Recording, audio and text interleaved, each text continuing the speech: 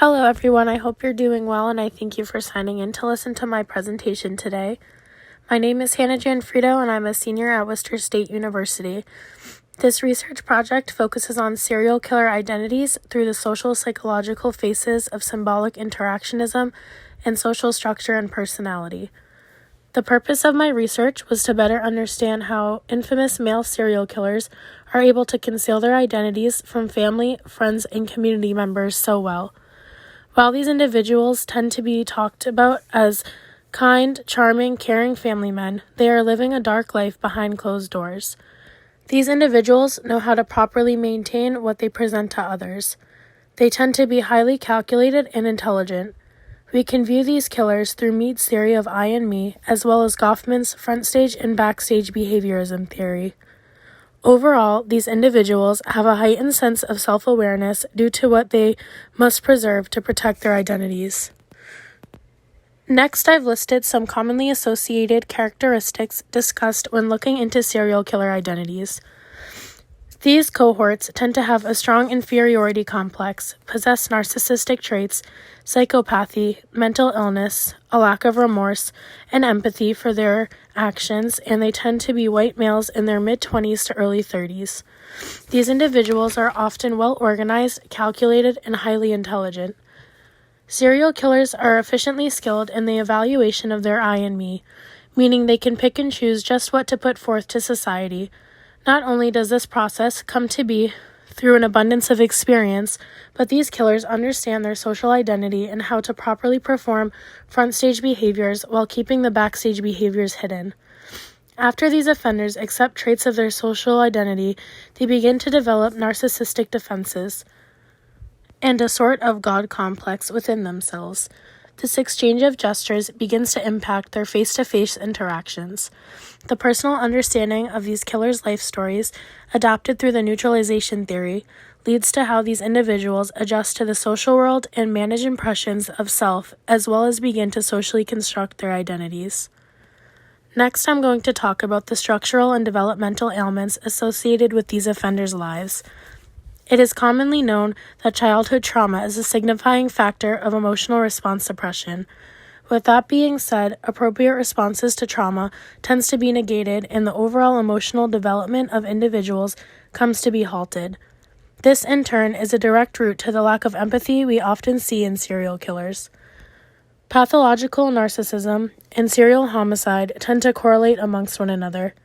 It has been discovered that serial killers face horrid conditions in adolescence that alters their brain's ability to properly process and rationalize responses.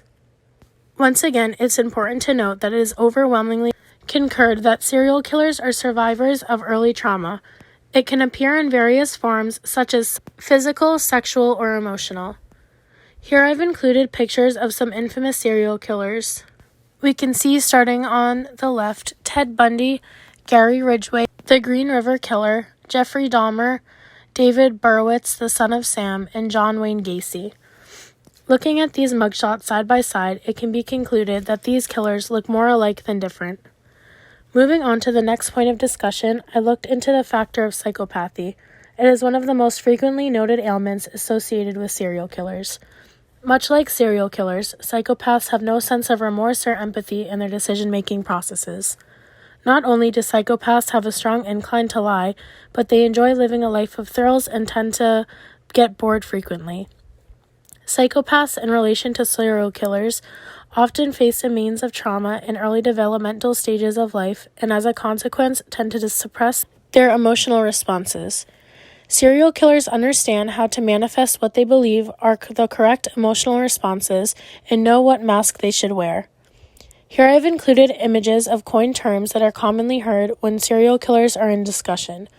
They are kind and friendly, partake in community service or volunteer work, attend church regularly, or appear very religious, are a good spouse, parent, and family man, and most frequently these killers are charming to those around them. Mental competence is typically a large argued topic when aiming to depict the mental capacity of a serial killer. We often assume that the offenders are mentally insane and fully detached from real life. However, if we look closely at the definition of insanity, it is understood that an individual must lack an ability to distinguish right from wrong and an ability to understand the consequences of their actions. Through symbolic interactionism, it can be argued that serial killers are in fact highly competent and aware of the acts in which they are committing. These individuals disguise themselves, hide evidence, leave the scene of the crime, and control who sees what for how long in consideration to their identities. In closing, the childhood developmental traumas these individuals faced allows their personalities to be formed in a means that their exchange of gestures is presented in a meticulous way. In order for a serial killer to have full and utter control over their identities, they must practice how they expose their front-stage behaviors and skillfully leave their backstage behaviors hidden. If the wrong identity comes forth, these individuals feel undeniably threatened and insecure with their life placement. It could also be concluded that victimology is related to those who these offenders deem most threatening to their salient identities. While these individuals that fall victim to the acts of a serial killer are not imminently placing the offender in danger, the social structural development of the killer's life is related back to those traits that they have for their inadequacy in life. Serial killers are able to raise a family, be a great parent and partner, and even obtain a college degree. In the same instance, these individuals conceal their backstage behaviors so well that they are able to successfully kill strangers that fit their bill. Once again, I'd like to say thank you for listening in today, and stay well.